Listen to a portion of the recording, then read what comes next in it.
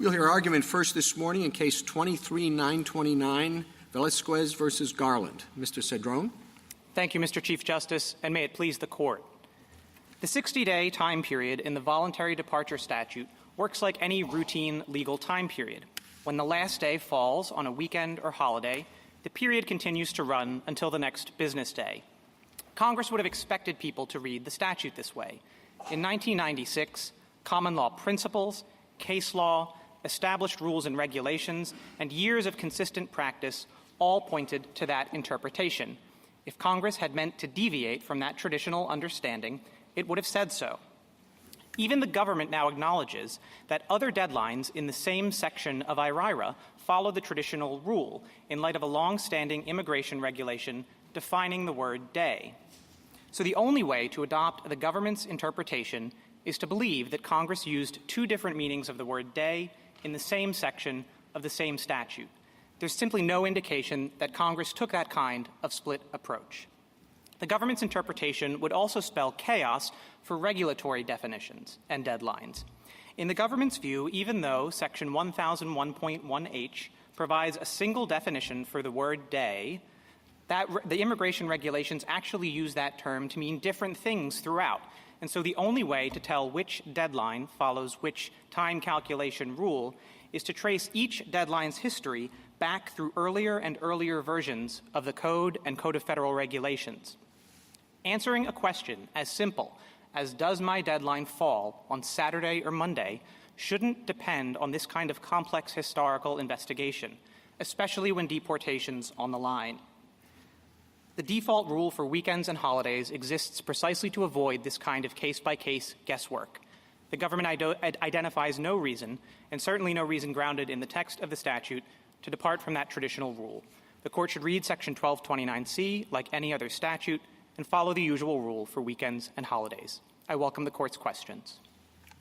1252A speaks in terms of a final removal order. Is there one involved in this case? There is, Your Honor, and I would make 2 points. First, as you point out, subsection A1 speaks in terms of judicial review of a final order of removal. That's exactly what we're seeking. If we win in this case, the final order of removal that binds our client will say one thing. If we lose, it will say another. And the second point is this Court has long recognized that BIA decisions on reopening and reconsideration are separate final orders that require a separate petition and are separately reviewable in the courts of appeals. It seems that you're saying that a collateral consequence to a ruling on this is a part of the final order. How is that? So the order itself is not here, right?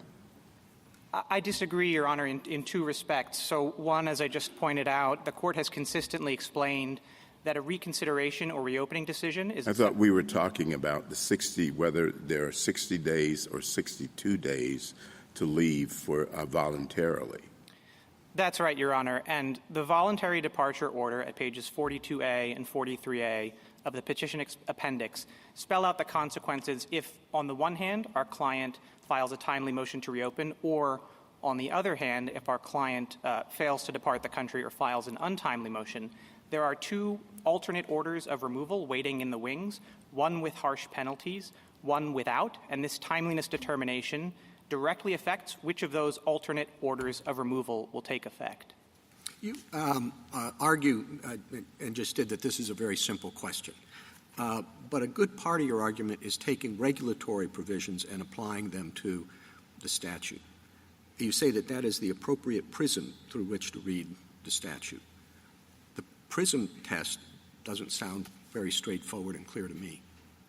What you have in this case is everything pointing in the same direction. So start with the regulations. Section 1001.1 provides a definition of day that has governed since the creation of the INA and that remained unchanged for a decade before this particular provision passed. And the government even acknowledges now that other deadlines in the same section of IRIRA follow that definition. So somebody picking up the statute in 1996 would have read the statute in light of that definition. But it's not just the regulation. As we point out, that regulation codifies an earlier practice that's reflected in Civil Rule 6A, which this Court and the BIA have looked to. That rule itself codifies earlier decisions, like this Court's decision in Street, that recognized a general principle that when a power can be exercised up until a certain day, if that day is a Sunday or holiday, it can be exercised the next business day. And those decisions recognized an even encapsulated an even earlier common law principle. And so somebody reading this statute in 96 would have had no reason to deviate from all of those things pointing to the same interpretation. But your argument evolves, right? I mean, as I read your brief anyway, the Sunday provision was pretty clear early on, but then Saturday kind of crept in there somewhere along the way. And so usually we think of statute timing deadlines as not sort of flexible in that way. 2 points, Your Honor. First, I would just return to the regulation and say that that definition, which was in place for years before this statute passed, encapsulated Saturday, and that right, codified. But we're talking about the statute, so. Right, and I think that regulation encapsulates an earlier principle that has not changed over time. So the way I would frame the principle generally is that there are certain days, you can call them certain legally recognized days of rest, you can call them non-business days, you can use the Latin term dies non juridicus. That principle recognizes that when a deadline or time period expires on one of those legally recognized days of rest, it carries over to the next day. But the days that are legally recognized days of rest can change over time. And so with respect to Saturday, of course, there was a change in the 20th century as Saturday came to be recognized as a day that's akin to Sunday, on par with Sunday. But the underlying principle— Counsel, why are you going so far? You don't need the common law. Common law provides a background for what Congress was doing when it passed this law, correct? Yes. And your answer is that when a word comes with old soil, you transport the old soil. That's right. All right? And the old soil here, even according to the government, was that day was defined according to the regulation. That's right. All right? Now the question is, do we follow the government's new argument that there's somehow a difference in how day is defined with respect to court obligations, or I don't know where they get the word substantive from, or substantive obligations, correct? That's right. But if I look at the old soil, why don't I look at the law itself, the INA law, and when Congress wanted to talk about calendar days, it used calendar day instead of the word day, correct?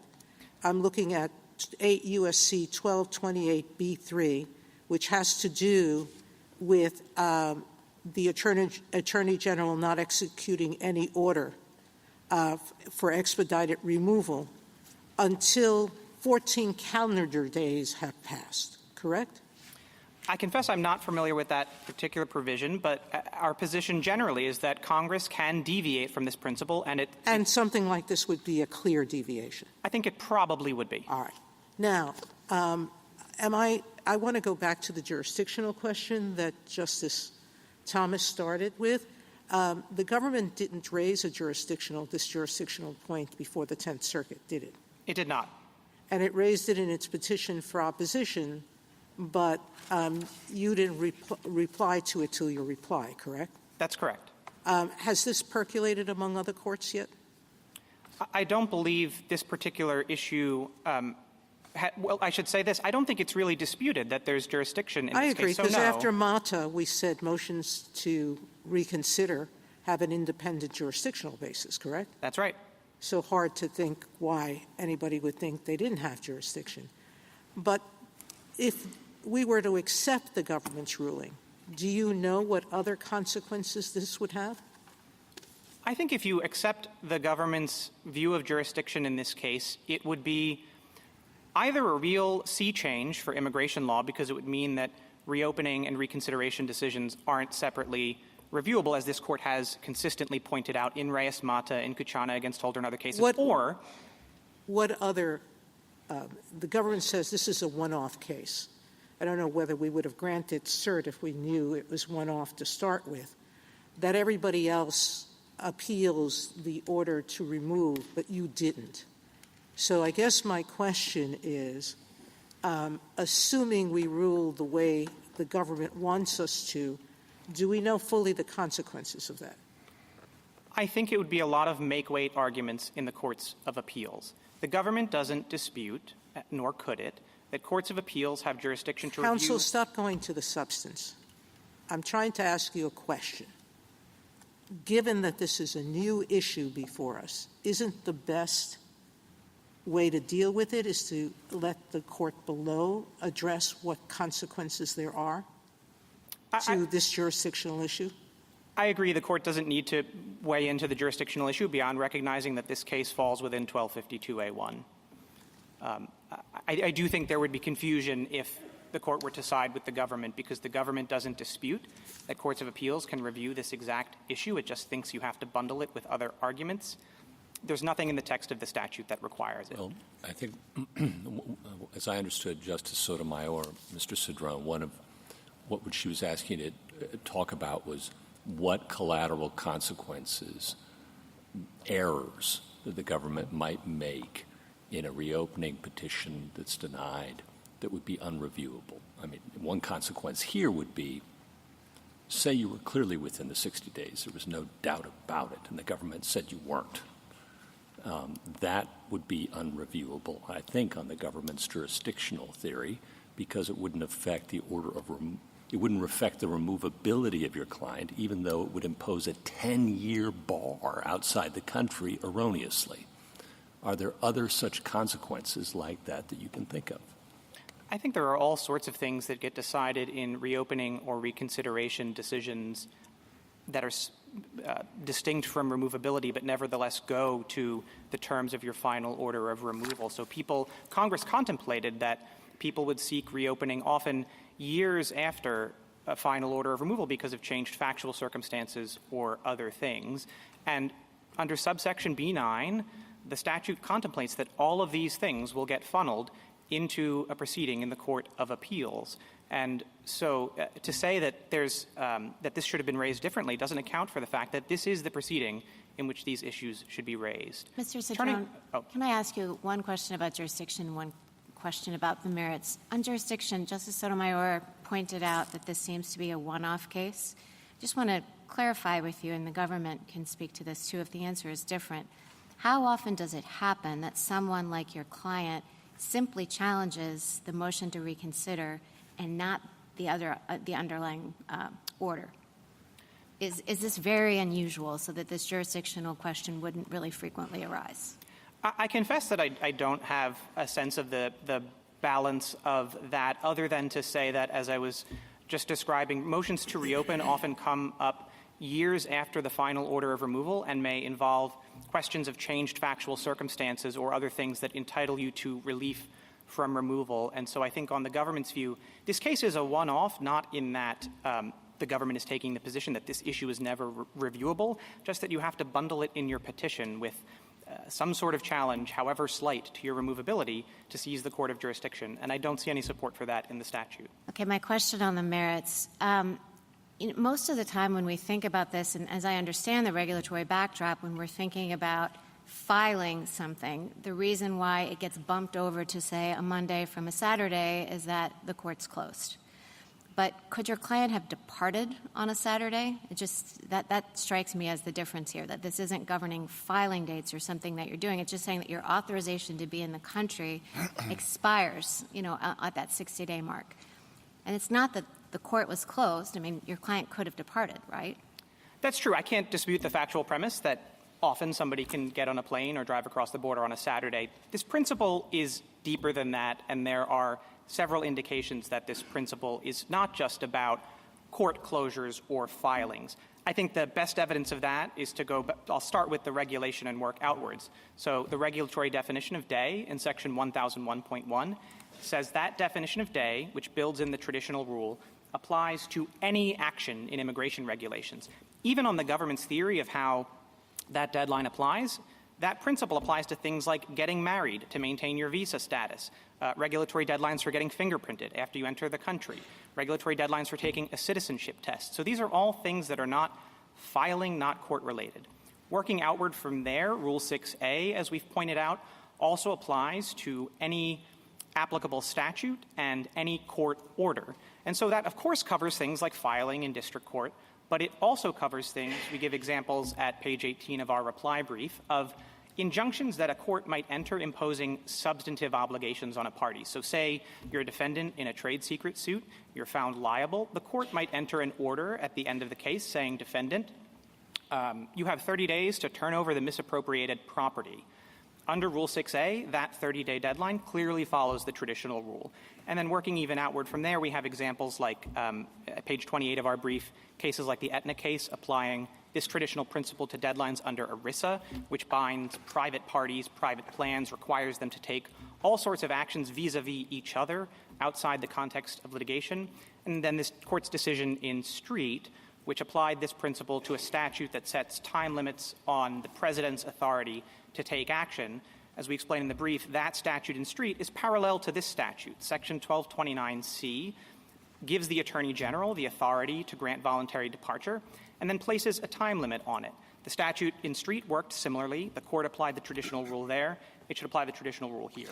Counsel, you have an argument that there should be a rule that applies in all situations, and it just causes a lot of confusion if it's not uniform. I get that.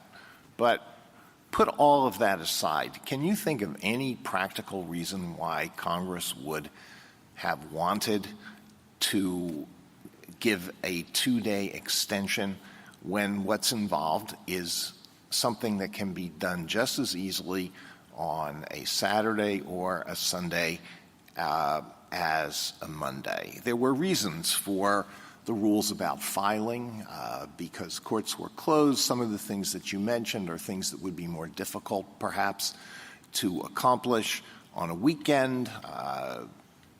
Originally, perhaps the rule for Sunday was based on religion. You might argue that it should be extended to Saturday if your counsel, if your client has if that is a holy day, a special day for your particular client. But I can't think of any practical reason why there should be a different rule for departing the country. Yeah, so I think there's two practical reasons, one more substantive and one more procedural. This traditional rule, in our view, stems from a general principle that there are certain legally set-aside days where, presumptively at least, the government can't ask people to do stuff. And so the persistence of this rule, even in the face of 24/7 e-filing, shows that this is a principle that's deeper than just impracticability. Well, I mean, that doesn't strike me as a practical reason. Why can't they say you've got to get out of the country in 60 days?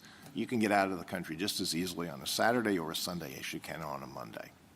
I'll mention just as a side, some of the amicus briefs go into the fact that it may well be more difficult to travel on the weekends. But I guess putting that aside, the second practical reason, the procedural one, is that we're talking about deadlines with severe consequences. The question of how and when your deadline runs should be easily understood and easily calculated, especially when there are severe consequences. And on the government's view, you have to undertake a case-by-case determination for each deadline in the regulations and each deadline in the INA. Maybe I could give an example. So there's a 180-day deadline in the regulations, Section 1003.23, a 180-day for seeking relief from in absentia removal. That that regulatory deadline doesn't cross-reference the statute. So you might think, if you pick up the regulation and pick up the definition, you know how it applies. Well, but then seeking relief, that's requiring you to file some sort of a document. That's true, although as my colloquy with Justice Barrett explained, there are other deadlines in the regulations, like things like getting married and getting fingerprinted. And the point is that on the government's view, even though that regulatory deadline is facially clear, you need to go to the INA and see if there's a statutory analog for that 180-day deadline. It turns out there is in Section 1229A. But even then, you're not done. On the government's view, now you have to construct a family tree for the statutory deadline and the regulatory deadline and see which one came first. Only then can you figure out if your deadline is on a Saturday or Monday. Well, I may understand it. This is the argument for a uniform rule. It makes things simpler. So I get that. I get that.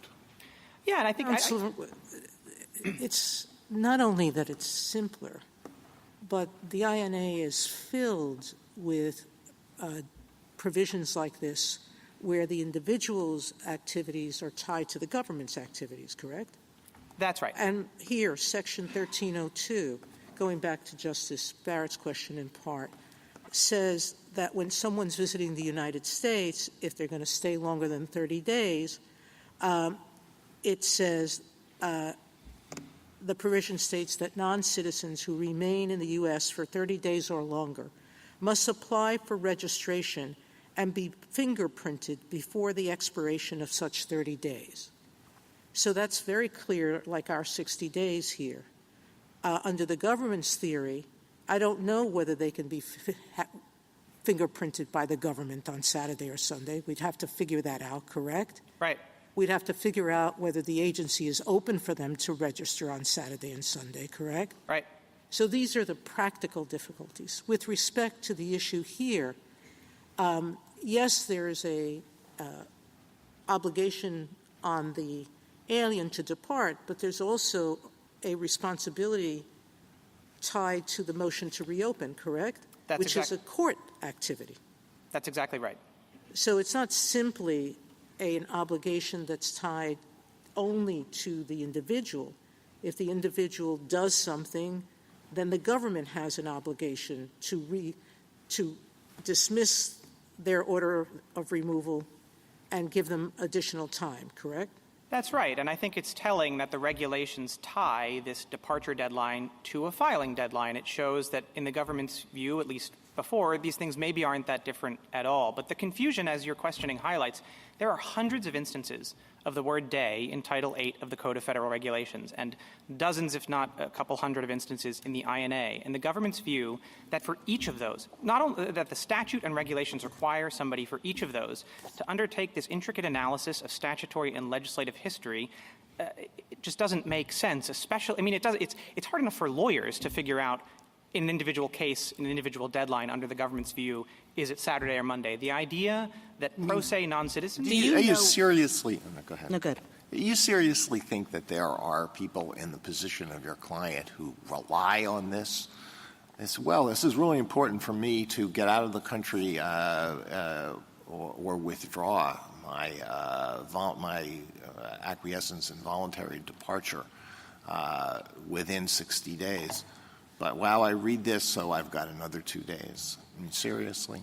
Seriously, and let me make 3 points. First, there are plenty of immigration organizations that provide guidance to non-citizens about how deadlines apply. Secondly, that accords with... if you were providing advice, would you say, well, okay, you got the extra 2 days? Would you? I mean, if the government's position is adopted in this case, certainly not. But I think in the absence of that, everything points... the way things were at the time when this came into play, would you say, well, you got the extra 2 days? Yes, I would. And let me make 2 other points. One is that for a non-citizen in immigration proceedings, even on the government's view, basically every deadline up until this final order follows the traditional rule. So if you're a non-citizen going through immigration proceedings, you know my brief is due on a Saturday, that means it's due on a Monday. I need to file an appeal on a Saturday, that means it's due on a Monday. It's only this very last deadline that follows a different rule. So I do think that would be a trap for the unwary. And the last point I would make is that, yes, I think when you have everything consistently pointing in the same way, not just in the law, but the D.C. Circuit made this point in Sherwood, this rule is not just a lawyerly contrivance.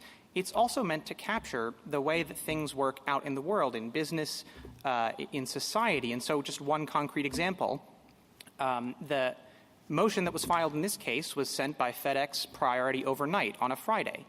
That means it gets there Monday morning. And I'm not suggesting that anything in our case turns on the vagaries of FedEx's shipping policies. It's just to say that even in business, overnight on a Friday sometimes means Monday. This is a principle that applies across the board. Do you know whether the government, in fact, applies this rollover rule to anything that's not a filing deadline? I mean, you mentioned fingerprinting, you mentioned marriage, but what is the government's policy as to anything that's not a filing deadline? I think the AILA amicus brief gets into this most clearly. It provides examples of immigration judges applying this day in and day out. I think most of the examples we've collected are actually in the voluntary departure context. But I think there are other examples in that brief as well of situations where this applies. And I should point out, this is, in the voluntary departure context, for example, it's a 60-day statutory ceiling. So an immigration judge in an individual case could, for example, set the deadline earlier or set the deadline on a date certain. This is just about the rule that applies, absent another indication. Thank you, counsel. Justice Thomas, anything further? Justice Alito?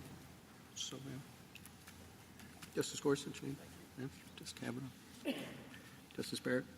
Yeah. Justice Jackson? Can I just ask, it's a trap for the unwary because the filing of the motion triggers the extension. Is that right? In our view, the departure deadline and the motion deadline move together. So it's the 60-day voluntary departure deadline. Yeah. On the government's view, operates differently than every other deadline. Yeah, no, I understand that, but I guess I was trying to I hear Justice Alito raising the point that if a person is told they have 60 days to get out of the country, when we're getting to day 58, 59, or whatever, they should be ready to go. And so are they getting 2 extra days, or like what is happening? And I guess your response is that the way that the rules operate, if that person files a motion, that motion then needs to be resolved by the court, and the person can stay until that happens. So what's really the trap is that ordinarily when you file a motion, you get to the following Monday if the deadline is over the weekend, and that's the way it works in every other scenario. And yet here you'd be filing the motion, and it wouldn't. That's exactly right. I think that captures it, and that's what happened to our client in this case with quite severe consequences if the government's view is adopted. Thank you. Thank you, counsel. Mr. Yang? Mr. Chief Justice, and may it please the Court, Section 1229C's maximum 60-day period for voluntary departure is not extended when the last day falls on a weekend or a holiday.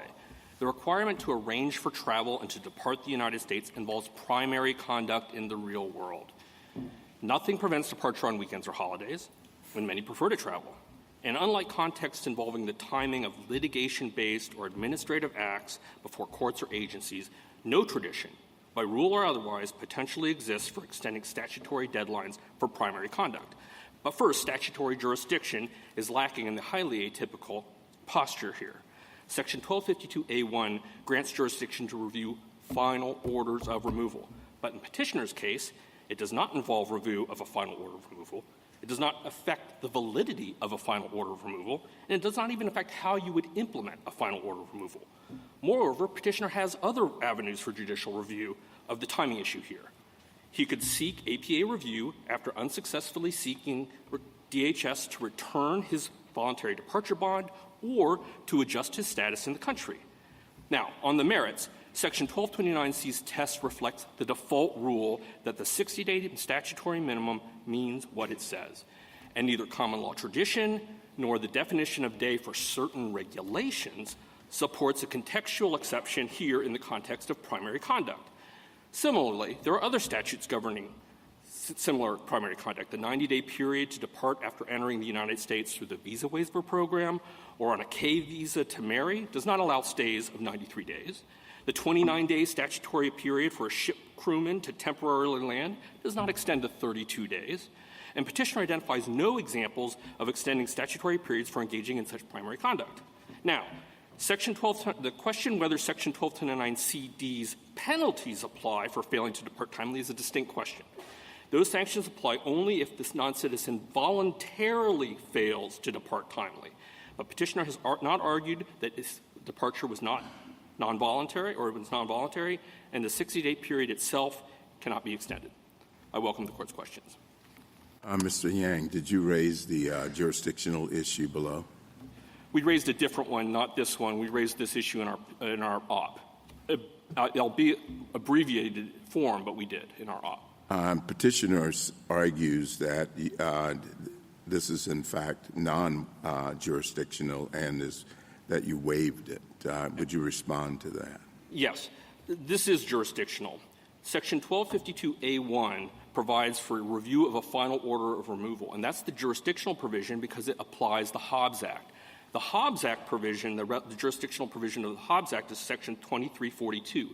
It provides review in the Court of Appeals of 7 distinct types of orders, but not orders in the immigration context, only orders from other agencies. So the way, as Mata recognizes, the way that there is jurisdiction here is 1252A1 grants jurisdiction to review final orders of removal and then just plugs that into the Hobbs Act. And when you say final order of removal, what do you think that encompasses? Yeah, I think there's a few things. And this is after the Court's decision in Nasrallah, it is the following. It is the final order of removal itself. Now, what does that mean, the final order of removal itself? Is it just the determination that somebody ought to be removed, or is it everything else that appears in the final order? Not the latter. We made that argument. It was rejected in Nasrallah. The Nasrallah says the final order of removal either finds the citizen deportable or orders deportation. That's it. But it also says anything that affects the validity of the final order. That's why that's only the first category of things. There are issues that affect. If I might just finish. Yeah. Thank you. Yeah. So one provision in this particular final order is that you're going to be barred for 10 years from seeking reentry into the country if you don't voluntarily remove yourself within 60 days. That's actually written in the final order, and this litigation tests the validity of that, doesn't it? No. Okay. And I'll explain why. This is really important. Pages 42A. I agree with that. 42A and 43A of the appendix are what petitioner relies upon. That is the tail end of the BIA's decision on the appeal. Not rehearing, not reconsideration, and not reopening. It says 2 orders. Order, appeal dismissed, order, voluntary departure. Then it has, these are in bold, all caps. I've read it. It says warning. But it says notice. It says notice if you fail to voluntarily depart. There are civil penalties, and you're ineligible. Nothing's going to change with that. That's true. If you failed to voluntarily depart, there are sanctions. It's just identifying. But the order operates entirely differently under your view versus under Mr. Cedrone's view. One might say the order operates entirely differently depending on whether one takes the view of the original immigration judge or the later view of the board. I mean, this rollover thing makes the order into a different order with different consequences. It does not change the order. The bottom line of the order, and the only thing that these orders ultimately require here that wouldn't allow for judicial review later, is this alien, non-citizen is deportable and shall be removed. That's it, period. There are collateral consequences, but as I noted in my intro, those collateral consequences can be challenged separately. For instance, on every non-citizen who's granted voluntary departure, they must post a monetary bond. We keep the bond. If they want the bond back, they simply say, I want my bond back. DHS will adjudicate. Here, DHS has already said, you violated this is in footnote 4 of our brief, you violated the voluntary departure period, therefore we're keeping your bond. He could challenge that before the agency's administrative process and then seek APA review. He could, while he's in the country, for instance, seek to adjust status with DHS. DHS would probably say, can't adjust status, you're barred. Then you get judicial review of that through normal APA review. What's happening here is a jurisdictional provision that is designed to review only final orders of removal is being used to review something that has nothing to do with final order of removal. But Mr. Yang, you in making that argument seem to be relying on Nasrallah and suggesting that only orders that relate to the removability qualify as affecting the validity. Am I wrong about that? No? I haven't quite finished the categories of things that were captured. There's the final order of removal. Okay. As Nasrallah explains, there are things that affect its validity, which then merge into the final order. Yeah. In addition, you can raise issues together with the final order of removal. And there's another category which we think is included. Review of a final order should include rulings that affect how to implement the final order. Oh, for instance, there we go. Right? How to implement the final order. Yeah. How are you going to implement this final order? Is a fellow barred from the country for 10 years or not? That's not in the final order. Oh, it actually does say warning. But at any rate, Thank you. All that simply does, the final order says several warnings. I mean, where do you get all this from 1252? I mean, I thought you were a good textualist, Mr. Yang. Well, when I start with it says that we have authority, the Court of Appeals has authority to review final orders of removal. That's it. That's what it says. And it says that judicial review of all other questions, this is a zipper clause in B9, are available only in judicial review of a final order under this section. All right. If it's so obvious, how come you didn't raise it below? That I can't speak to. Oh, neither can I. I guess. Can we hold it? But this is jurisdictional. It's not something that we. Is it? I mean, jurisdictional, as Justice Ginsburg used to love to say, is a word of too many meanings. This is the big J jurisdictional meaning. This is because 1252A1 only grants jurisdiction through the Hobbs Act to review final orders of removal. And we think you can expand that a little bit, but when the case has nothing to do with the final order of removal, it is not the final order, it does not affect its validity. All right. Mr. Yang, not only did you not raise it, I thought you affirmatively represented to the 10th Circuit that there was jurisdiction in this case. No, we said there wasn't, but for a different reason. You said there wasn't, but not for this reason. Statutory prohibition. All right, so what do you do about the fact that Nasrallah itself recognized that evidentiary rulings merge into final orders? Because most evidentiary rulings are going to be collateral in the sense that you're talking about. So why is it that this is not? No, because an evidentiary ruling if the judge admitted something and then said, well, this is completely irrelevant, has nothing to do with anything, maybe that would be the case. Well, this is not completely irrelevant. I mean, this, as Justice Gorsuch keeps emphasizing, has to impose serious consequences on the defendant. So what I'm saying is an evidentiary ruling that doesn't go to directly whether or not a person is removable under Nasrallah counts because it's still a part of the final order for the purpose of reviewability. The final order here is an order of removal. It grants voluntary departure. The only collateral consequences that arise from the decision on reopening and then reconsideration. But petitioner's not even seeking to challenge the reopening decision. So would it matter if he had? Yes, because a reopening decision, now you can't make a frivolous claim. I mean, Bell versus Hood and Steele Co. makes clear there's no jurisdiction over frivolous claims. But if you have a good faith claim that you're challenging the motion to reopening, you're moving to reopen, and that itself will affect either the validity of the final order or it could affect how the final order is implemented. So what if he had done that here and not just then we wouldn't be making the jurisdictional argument because he would have been arguing that it should have been reopened, one, because I provided sufficient new evidence as required. Right. And I'm not barred. And both of those arguments would be teed up. Could he have challenged the collateral consequences, as Justice Gorsuch was talking about, through a motion to reopen? Is that the government's position? No. No. Okay. No. The collateral consequences come up later, right? Okay. It comes up when you are denied a benefit or when you don't get your bond, and he can challenge those in those contexts in the country. Okay, so you can challenge even things that are not having to do with your categories that you just gave me, so long as you have another challenge that does. Yeah, it's a normal APA challenge, not a challenge to a final order of removal. So because it would be an DHS decision. If he had brought this Ms. Perez challenge, he could have also challenged this determination on the 10 years, even though it doesn't fall, in your view, into any of the buckets. No, it would, because what he would... Because I thought your view is I only have jurisdiction to do things that have to do with removability, and this isn't one of them. No, it would. If he had challenged the motion to reopen by saying the proceedings should have be reopened, which then has the potential to affect the final order... Yeah, but in that litigation, a court might say your Ms. Perez argument is no good. Sure. But you don't have to wait 10 years. Sure, but the fact and I have jurisdiction to do that. The fact that you might lose doesn't mean there's not jurisdiction to seek review. Let me ask you another question on the merits, if I might, and then I'll let you go. Sure. Promise. Well, maybe not. I'm happy to be here as long as you'd like to. I take the common law point that it usually has to do with court deadlines. But your regulation is clear. It says any.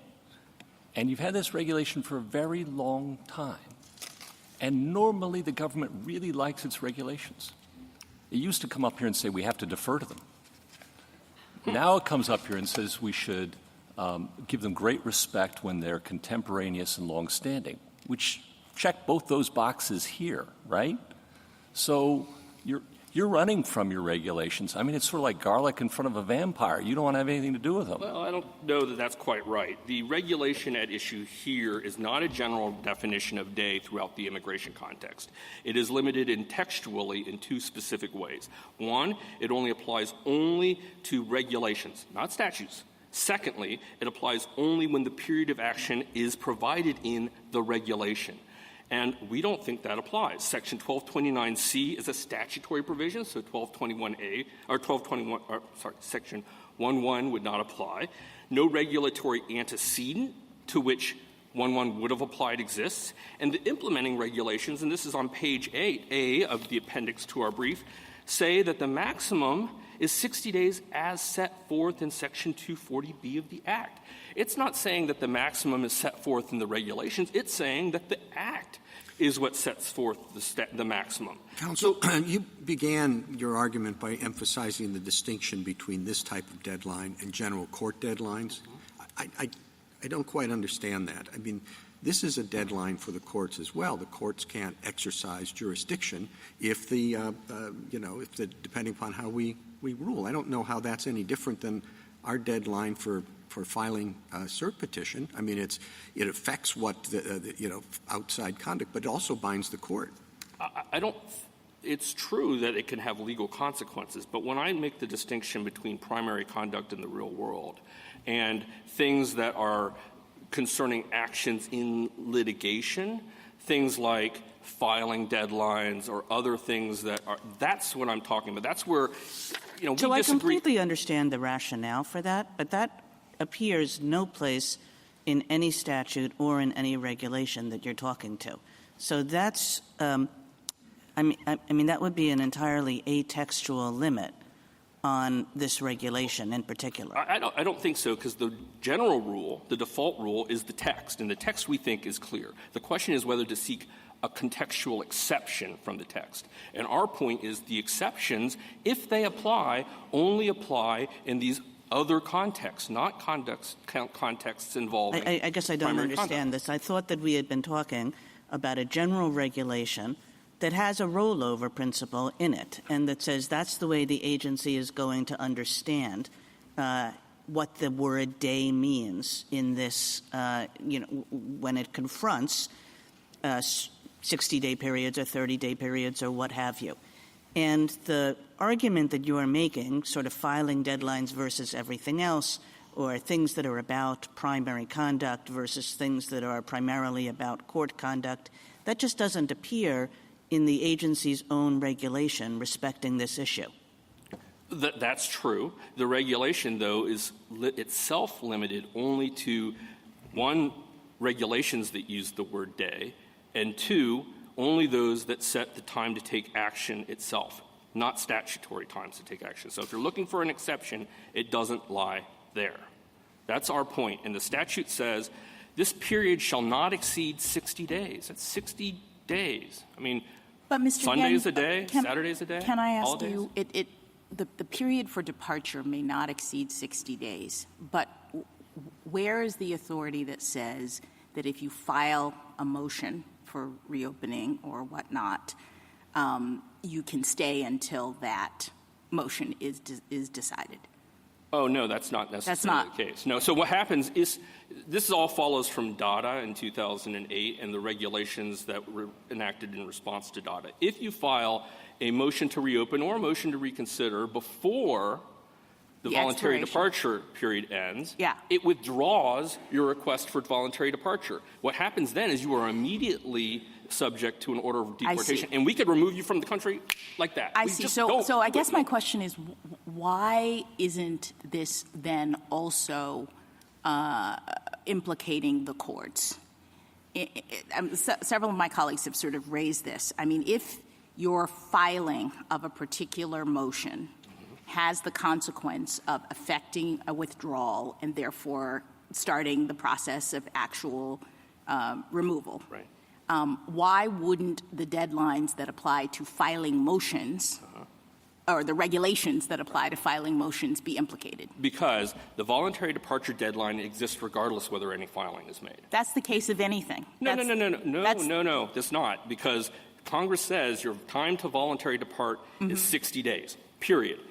If you do nothing, you've got to voluntarily depart in 60 days. There's no filing. And the filing deadline for a motion to reopen is 90 days. It's timely. If it's this motion to reopen was timely. It was within the 90 days. The voluntary departure deadline is a separate one governing primary conduct. The fact that the petitioner wanted to get it in, his motion in before that separate deadline expired, doesn't convert that separate deadline into a filing deadline. Can I take you back to the jurisdictional question and make sure that I understand your answer? If this petitioner had wanted to challenge the view of timeliness reflected in the denial of the motion to reopen, how would he have done that? He should have taken that straight to court, you're saying? Well, he could have done it in multiple ways. He could have, if he wanted to do it in the context of the removal proceedings, not going to the collateral consequences, because remember, he could challenge the withholding of the bond, or he could now move DHS to adjust status, and when denied because he didn't. That's separate. This is a really simple question having to do with this petitioner who has just found out that with very severe consequences, his understanding of what counts as timely conduct is wrong. And how does he challenge that determination? So if he could challenge the motion to reopen on judicial review, he could have sought reconsideration and then challenged both the motion to reopen and the motion for reconsideration. Okay, so let's stop there. He could challenge it in court is the first thing, and then you said the second thing is he could challenge it as long as he included a challenge to his removability. That was the second thing.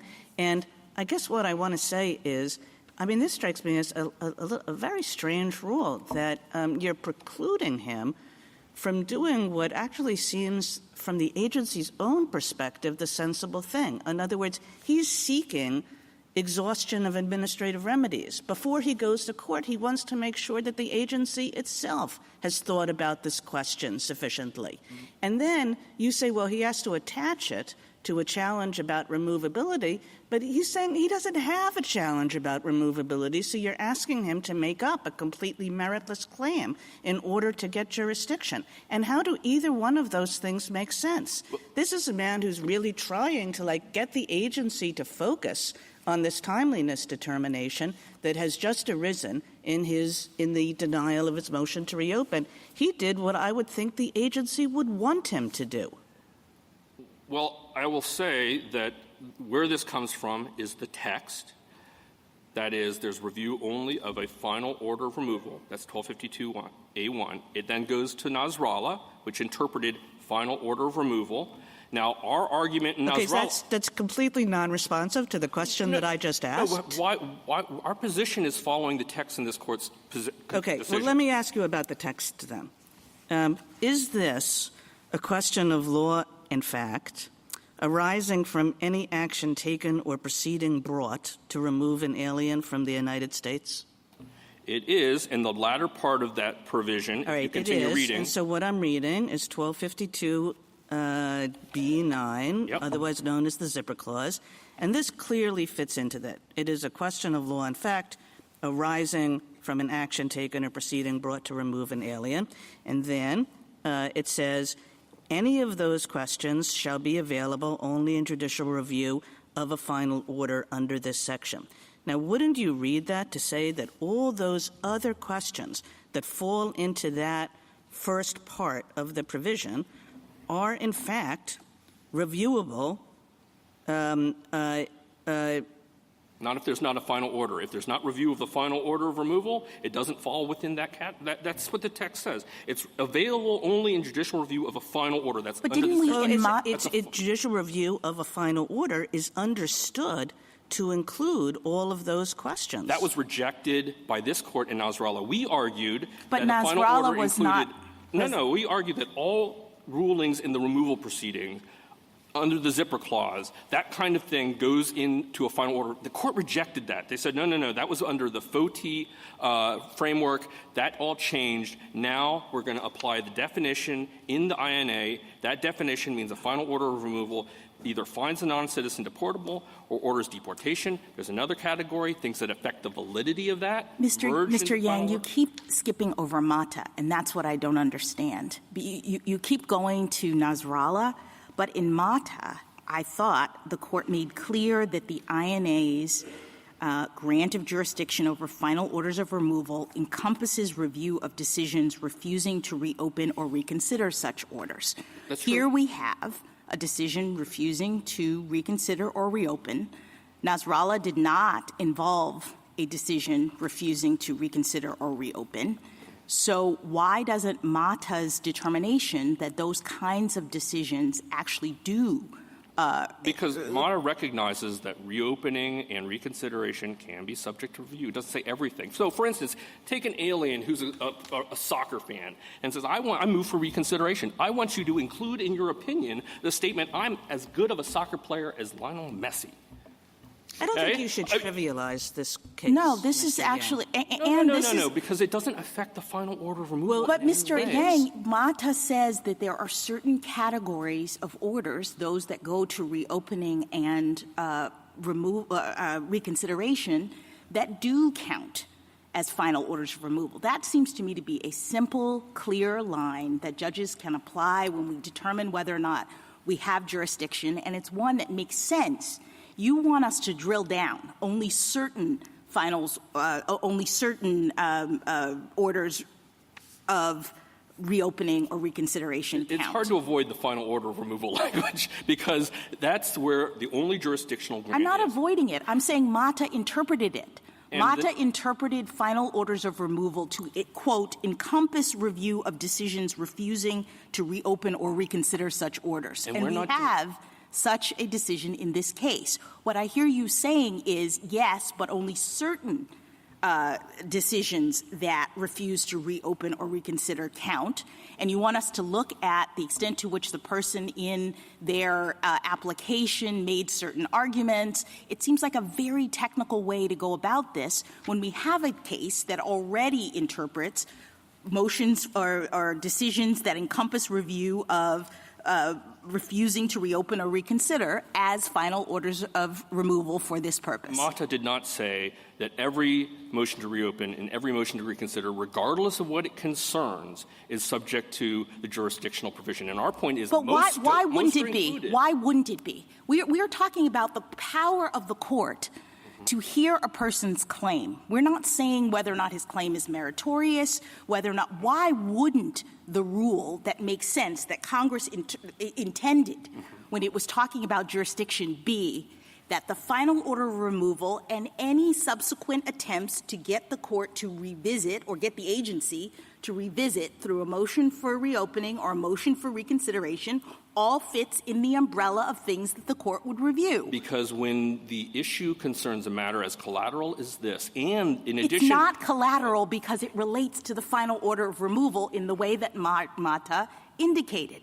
And in addition, where you have judicial review elsewhere, Congress would have thought that those collateral consequences could be pursued, but in a different judicial forum, in a different way. It's not unusual here. When we're talking about removal proceedings, where it doesn't affect the order of removal in any way. It really doesn't. This is all collateral. This order of removal is unchanged. There's not a word on that page in 42 and 43A that would change. Nothing. They say it would change, but how are you going to change it? Notice, if you'd failed to voluntarily depart following what happened. That's right. Nothing's changing there. The only collateral consequences arise from the subsequent — But the meaning of that provision has changed. And that provision is in the overall order of removal. You're insisting on saying that the order of removal is just the conclusion as to removability. But in fact, it has it makes reference to other matters, including voluntary departure. And the meaning of the voluntary departure provision, how it's implemented, how it operates on the ground, completely changes depending on whose view of timeliness one adopts. The order doesn't change. It's no different than a criminal sentence. If this criminal sentence says we're going to impose supervised release, and if you commit a federal crime while on supervised release, it's a violation. That judgment doesn't say you've committed another federal crime. You got to wait for a separate order about whether or not you violated the terms of supervised release. That's the same here. This is simply saying if the following happens, these are consequences. The separate order that really addresses whether they happened is the motion to reopen, which they're not challenging, and a motion for reconsideration, which they are. And that's the only thing they're challenging, and it doesn't affect the final order removal. I think it's also important to just note the consequences or the penalty that's imposed by CD of a monetary sanction or ineligibility for certain relief, like cancellation and adjustment of status, only applies if the noncitizen voluntarily fails to depart in the time period specified. And the board has interpreted that provision in a case called Semijuska. It's 21 INN Decision 89. And the board said, you do not voluntarily fail to depart if, through no fault of your own, you're unaware of the grant of voluntary departure or you're physically unable to depart. So my point by this discursion is to explain that whether or not the non-citizen is subject to these penalties is a separate inquiry. If, for instance, Mr. Yang, can I just interrupt and ask you a question? So you didn't make this argument in the Tenth Circuit. Has the government made this in any court? This is a very rare case, rarely arises, so we've not made it, and it's also an argument that builds from Nasrallah, which is very recent too. So the combination of the two, this is the first time that we made it in this case, first in a very summary way, and now more thoroughly. Can we? This was not the question we granted cert on. Jurisdiction, you're saying? Correct. Yep. Jurisdiction. Yep. And if it were easy, then I can see just resolving it. Yep. But the questions reveal that maybe it's not so easy. Yep. In that circumstance, is the prudent thing to do to vacate and send it back so that the Tenth Circuit could consider the jurisdictional issue in the first instance? To Justice Barrett's question, hasn't really, and Justice Sotomayor's earlier, it hasn't really percolated this kind of jurisdictional question. So I'm just trying to figure out what's sensible for us to do. Yeah, we would not object to that. We think it's sufficiently clear ourselves. That's why we're making it. But if the court wants to, there's no harm in sending it back. Percolation. I just don't want to make a mistake on something. Percolation helps. That is jurisdictional and could have ramifications that are unforeseen. And we don't object to that. Thank you, counsel. Thank you. Justice Thomas, anything further? Mr. Yang, you said that Nasrallah was one of the reasons we have this situation in this case. Now, would you explain what you mean by that? So our position in Nasrallah was that all rulings in a removal proceeding were within the ambit of the term final order of removal. And we were doing that because there were exclusions of review of final orders of removal, and the court rejected that argument. The court said the term final order of removal in 1252 is something more limited, relying on the statutory definition. It is, one, things that rulings that find the non-citizen deportable or order deportation. That's it. Now, in addition, Nasrallah says that things that affect the validity of the final order will merge in the final order. And we would like to extend that to some other things, too. We think that if you raise an issue together with, under B9, the zipper clause helps you because it says you can raise it in judicial review of a final order of removal, but you still have to have a final order of removal you're seeking review of. And we think things like withholding of removal, where it affects how you implement the final order of removal, even though it doesn't affect the validity of the final order of removal, that's close enough because we need to know how to implement the final order. That is part of judicial review of the final order of removal under the zipper clause. So those are the things that we think get covered, but all of them point back to a final order of removal, and the reason is because the jurisdictional provision in 1252A1 only grants jurisdiction over review of a final order of removal. That's Justice Alito, anything further? Justice Sotomayor? I'd like to go to agency practice. Justice Gorsuch was right that most of the time the agency comes in to defend its practices. In this very case, the immigration judge told petitioner that he had the extra 2 days. The summary of the March 5th oral ruling says respondent's application for voluntary departure was granted until May 6th. That's 62 days from March 5th. I understand from the amicus brief filed here that that was a consistent practice by immigration judges. I'm not sure that's correct, but I don't want to interrupt. But some did. Some. Okay. And it's binding And when precedent did the in Ninth agency Circuit. correct that finally? Excuse me? When did the BIA issue an actual ruling that said they were wrong? Well, it hasn't yet. In 2007, the BIA's decision in Meza Velázquez, which is the Ninth Circuit precedential decision on the other side of this split, went the way we said. In 2007, the Ninth Circuit disagreed and agreed with the position with petitioner, although it's not quite the same position, but bottom line is basically the same. Then in this case, we address it again. This rarely arrears. Thank you, Mr. Yang. Justice Kagan? Justice Gorsuch? Justice Kavanaugh? If we do address the jurisdictional issue, and if you lose on that, what collateral or additional consequences, negative from your perspective, could ensue, and what language would you want us to include in the opinion so that it does not have those kinds of ripple effects? Well, it's a little hard to know. It will depend on how the court writes the opinion. That's why I'm asking what you think is. Maybe this just reinforces my prior question that we shouldn't be doing this. But assume we are doing this, and assume you lose. Then what I don't want to do is write an opinion that has all sorts of ripple effects that we haven't foreseen. That you can tell us now. Don't do that. Totally understand. So I think you would restate the Nasrallah. Start with Nasrallah, right? You can seek review of a final order of removal. That is, it finds the citizen deportable or orders deportation. 2, you can seek review of rulings that merge into the final order, and the reason they merge is because they affect the validity of the final order of removal. And I think you can also say that you can review things together with a final order of removal under the zipper clause, B9. But again, you still need to explain how there's a final order of removal being reviewed. And then you can go even further and say that rulings that affect how to implement the final order, even if it doesn't affect the validity of the final order. So, for instance, can you remove to this country? Quintessential question about withholding or cat relief, right? How do you implement the final order? Those things could be reviewed in and of themselves because they're close enough to a final order. Now, after you said all that, because we don't want to carve out these, those are like important categories. We came to the conclusion that, well, that's pretty generous, but there's still this category of things that just doesn't have a relevant relationship to a final order of removal. Here, where you're seeking to change some language and opinion with collateral consequences, I'm not sure how you then square the circle and say, and that somehow fits into those categories, but you'd have to try to do that in some way, I think. Thank you.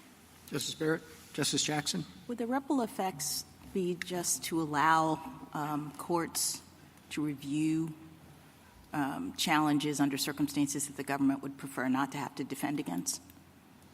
I mean, I don't understand. Like, Justice Kavanaugh says, well, if you lose with respect to jurisdiction, I guess that means that courts would just decide certain kinds of questions that the government thinks the court should not be able to, right? I guess it depends on what the court says, because we're not just talking about this case.